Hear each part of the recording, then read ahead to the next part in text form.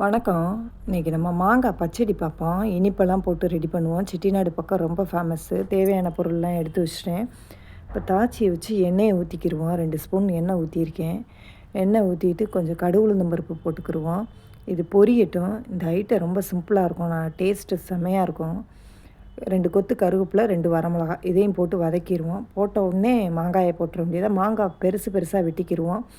அப்போ தான் இது வெந்து வரையில் கரைஞ்சி வரையில் கரெக்டாக இருக்கும். கொஞ்சம் உப்பு, கொஞ்சோண்டு மஞ்சத்தூள், அளவாக உப்பு போடுங்க, ரொம்ப போட்டுறாதீங்க.